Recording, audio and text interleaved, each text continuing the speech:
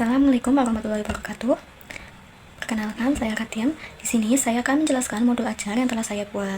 Nah, yang pertama itu ada logo Tuturi Handayani. Dan selanjutnya di bawah itu ada tulisan modul ajar kurikulum merdeka sekolah dasar SD atau MI. Nah, nama penyusunnya itu saya sendiri, yaitu Katim. Nama sekolahnya saya ambil SD Negeri 1 Purworejo. Mata pelajarannya kebetulan saya ambil seni budaya. Fase B kelas 4 semester 1. Nah, modul ajar itu ada informasi umum. Yang pertama itu ada identitas modul, yaitu nama penyusun seperti tadi saya sendiri Katim. Instansi itu nama sekolahnya seperti tadi SD Negeri 1 Purworejo.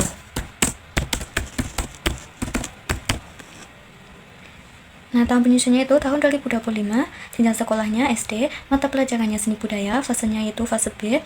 Kenapa fase B? Karena ini untuk kelas 4. Jadi, perlu kalian ketahui bahwa fase A itu untuk kelas 1 dan 2. Dan fase B itu kelas 3 dan 4. Dan untuk kelas 5 6 itu fase C. Nah, saya itu ambil bab 2, yaitu menelaah karakteristik alat dan bahan. Nah, elemen capaian pelajarannya itu saya ambil dari Kemendikbud, yaitu mengalami, menciptakan, merefleksikan, berpikir dan bekerja artistik, dan berdampak. Nah, untuk alokasi waktunya itu 4 minggu, karena ada 4 pertemuan, jadi setiap pertemuannya itu 1 minggu sekali. Nah, setiap pertemuan itu jumlah totalnya itu ada 12 JP, dan jadi setiap pertemuan itu kita mengambil 3 JP. Lalu itu kompetensi awal, yaitu kompetensi apa yang harus dimiliki peserta didik sebelum memulai pembelajaran, yaitu peserta didik telah memiliki pengalaman menggunakan alat dan bahan dasar seni rupa seperti pensil, krayon, kertas, gunting, spidol, dan pensil warna. Nah, dari fase sebelumnya. Namun, kemampuan mereka untuk mengidentifikasi dan membedakan karakteristik spesifik seperti tekstur, sifat basah atau kering, bahan lunak atau keras secara sadar masih perlu diasah.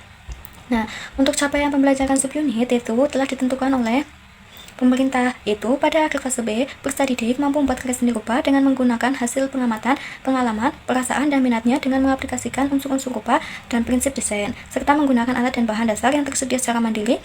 Peserta didik juga mampu menjelaskan suatu karya seni dan proses penciptaannya dengan menggunakan kosakata seni rupa yang telah dipelajari.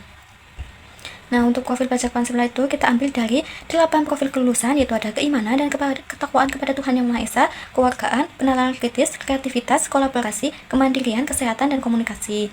Nah, kita ambil dari 8 profil kelulusan itu. Untuk mata pelajaran ini kita hanya ambil 4 profil pelajar Pancasila ya teman-teman. Saya paste dulu di modul yang telah saya buat tadi.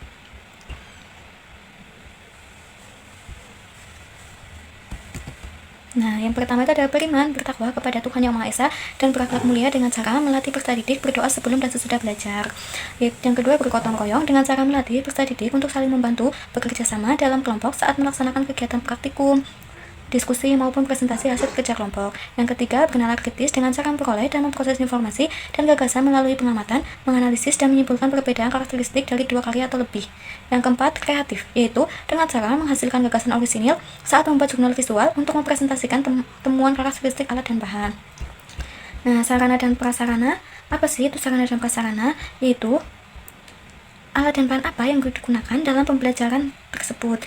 Nah, kita itu akan menggunakan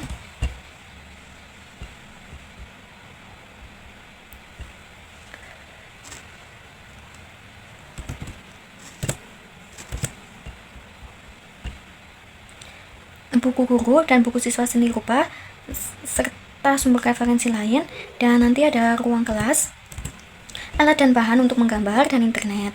Nah, untuk target peserta didik yaitu ditargetkan peserta didik reguler.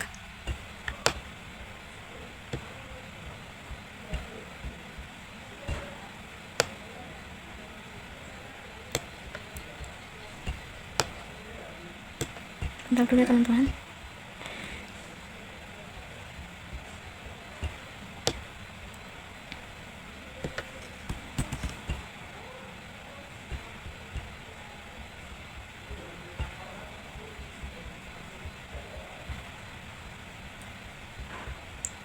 Ini kita rapikan dulu ya. Nah, peserta didik reguler.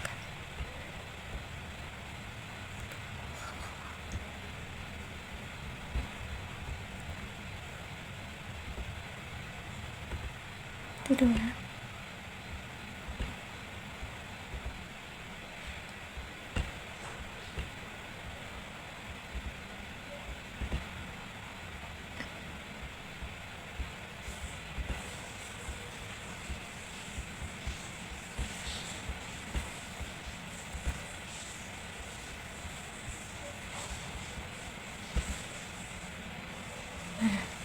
Selanjutnya untuk jumlah peserta didik, yaitu berapa jumlah peserta didik?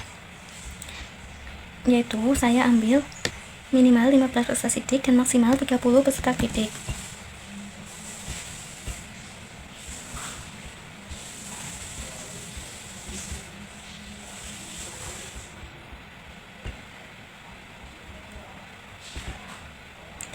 Bentar ya teman-teman, kita rapikan dulu.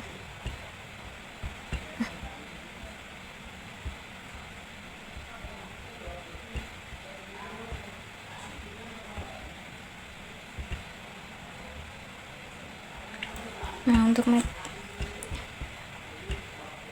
untuk model pembelajarannya dan metodenya, yaitu kita akan menggunakan model pembelajaran tatap muka dan metode pembelajaran deep learning.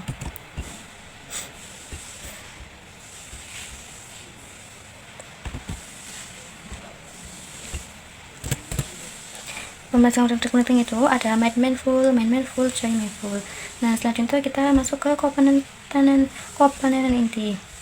Nah, di komponen inti itu ada konten pembelajaran, segmen pembelajaran,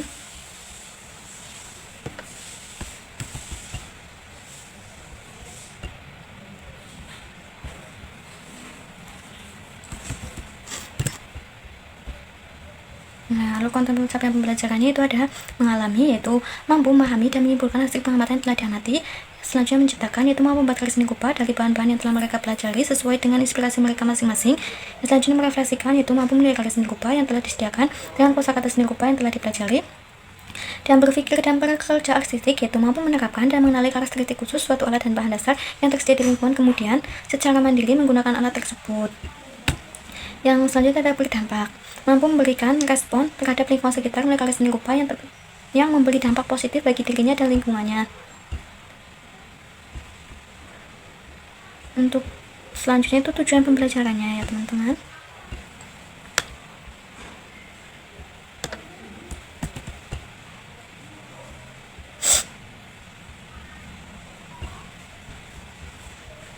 Untuk tujuan pembelajaran yaitu peserta didik mampu membedakan berbagai tekstur bahan. Istilahnya, peserta didik mampu menampilkan perbedaan karakteristik antara karya seni yang menggunakan bahan lunak dan bahan keras. Peserta didik mampu menampilkan perbedaan antara lukisan yang menggunakan pewarna kering dan pewarna basah. Itu yang selanjutnya, melalui pengamatan, peserta didik mampu membuat jumlah visual sederhana tentang karakteristik alat dan bahan dari sebuah karya seni rupa. Yang selanjutnya, peserta didik mampu menelaah karakteristik alat dan bahan melalui permainan tebak gambar. Yang selanjutnya, pemahaman bermakna. Jadi, pemahaman bermakna itu apa sih yang harus ditingkatkan oleh siswa tersebut?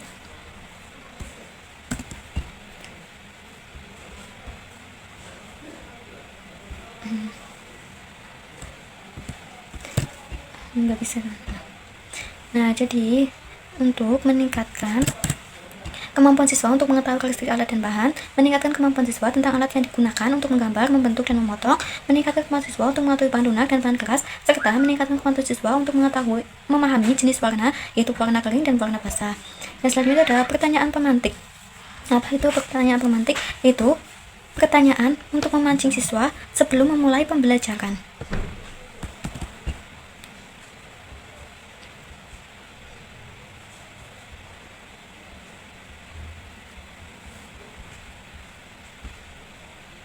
Nah, yang pertama itu adalah, apa kalian suka menggambar? Misal seperti itu. Dan tahukah kalian alat untuk menggambar? Tahukah kalian apa itu alat untuk memotong? Dan tahukah kalian apa itu? Bentar dulu, rapiin dulu ya. Apa itu bahan keras dan bahan lunak? Apa itu warna kering dan pewarna basah? Nah, selanjutnya ada siap-siap belajar. Siap-siap belajar itu apa yang diperlukan sebelum melakukan pembelajaran.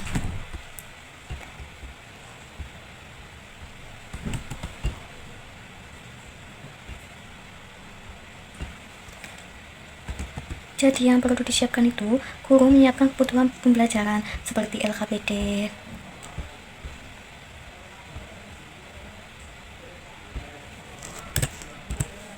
nah, guru menyiapkan alat dan bahan yang akan digunakan nantinya, dan guru mempersiapkan beberapa lukisan atau gambar dari bahan yang berbeda untuk dianalisis siswa. Nah, kegiatan pembelajaran. Untuk kegiatan pembelajaran itu ada 4 pertemuan tadi kan sebelum dijelaskan. Nah, di setiap pertemuan kita ngapain saja?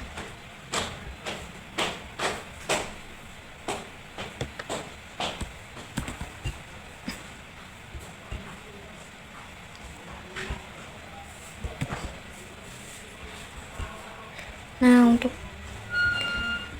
kegiatan pembelajarannya itu ada 4 pertemuan. Nah, pertemuan ke-1 itu karakteristik alat dan bahan. Itu yang pertama pendahuluan. Selama 15 menit itu guru menyapa siswa dan mengucapkan salam kepada peserta didik. Peserta didik melakukan doa sebelum belajar. Salah satu peserta didik disuruh untuk memimpin doa. Guru mengecek keadaan peserta didik dan mengajak ngobrol sebentar seperti menanyakan kabar dan sebagainya.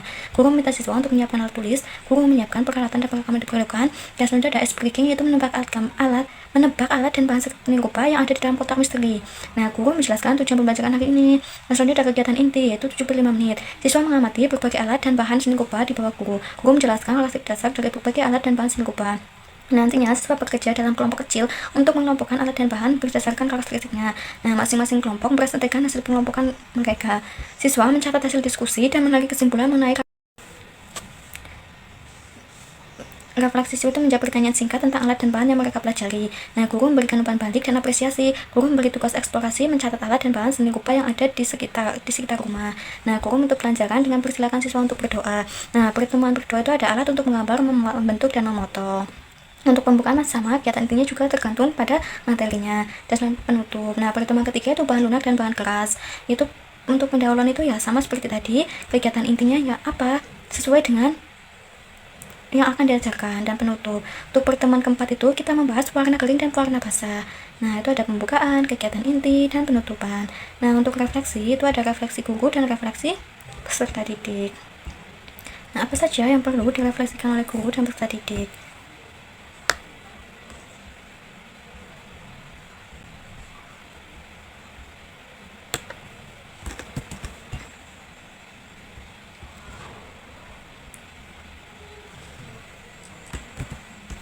Kita paste. Nah, untuk refleksi guru itu seperti apa di dalam kegiatan bukan siswa sudah dapat diarahkan dan siap untuk mengikuti pembelajaran dengan baik?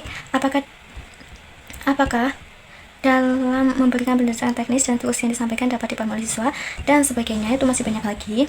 Nah, refleksi untuk peserta didik itu pertanyaan refleksi, misal pada bagaimana dari materi bab ini yang dirasa kurang dipahami, dan kedua, apa yang akan kamu lakukan untuk memperbaiki hasil belajar pada materi ini, dan yang ketiga, kepada siapa kamu minta bantuan untuk lebih memahami materi ini, dan yang keempat, kesulitan apa yang kalian temui dalam belajar bab ini. Nah, yang selanjutnya ada asesmen penilaian. Untuk asesmen penilaian itu ada asesmen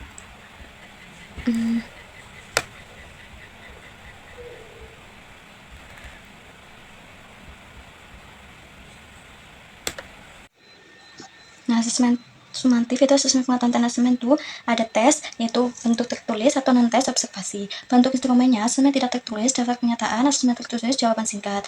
Nah, asesmen keterampilan itu teknik asesmen kinerja, bentuk instrumen lembaga kerja.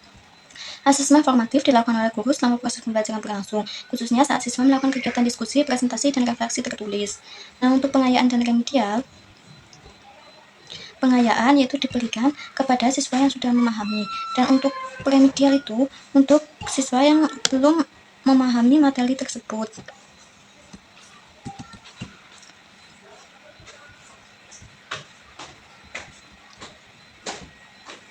Nah, untuk pengayaan itu, nah nantinya itu pengayaan itu diberikan kepada siswa yang telah mencapai kompetensi dan tujuan pembelajaran. Nah, program remedial dilakukan di luar jam belajar efektif. Nah, untuk remedial itu diberi capai kompetensi pembelajaran yang belum tercapai.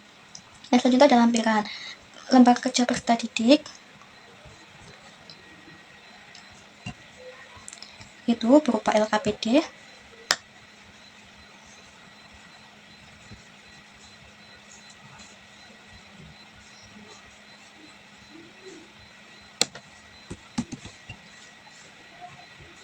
bentar dulu ya teman-teman. Nah, LKPD-nya itu ada LKPD mandiri dan LKPD kelompok. Ini untuk LKPD mandiri, seperti itu ada nanti menyebutkan karakteristik alat dan bahan, dan menyebutkan alat untuk menggambar, membentuk, dan memotong, bahan lunak dan bahan keras, pewarna kering dan pewarna basah. Nah, LKPD kelompok seperti begitu. Nanti untuk mengamati lukisan dari bahan yang berbeda. Nah, selanjutnya ada bahan bacaan guru dan peserta didik.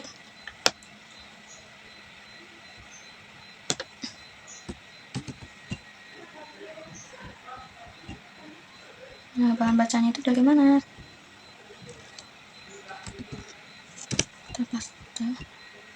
Nah, teks bahan ajar yaitu dari SIBI, Sistem Informasi Buku Indonesia, yaitu panduan guru seni rupa. Nah, ini bahan bacanya. Terus glosarium.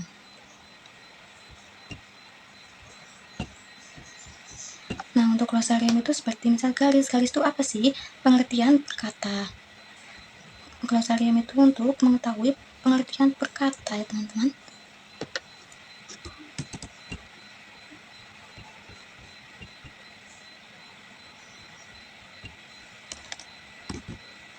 Nah, misal ada garis. Garis itu apa sih? Garis itu goresan memanjang yang memiliki panjang dan arah. Garis dapat lurus, melengkung, tebal, tipis, putus-putus, dan seterusnya. Dan juga ada bentuk, warna, tekstur, ruang, krayon, cat air, kertas, lem, menggambar, melukis, membuat kolase, membuat patung, abstrak, konkret, komposisi, proposi, dan perspektif. Nah, yang terakhir itu ada daftar pustaka. Nah, daftar pustaka itu sumber yang kita ambil untuk membuat modul ini. Nah, kebetulan saya ambil dari buku dan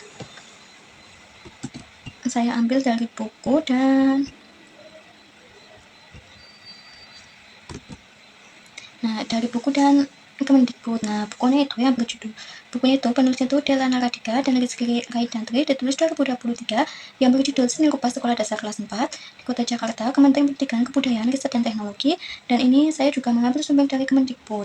Nah, seperti itu ya teman-teman cara membuat modul ajar.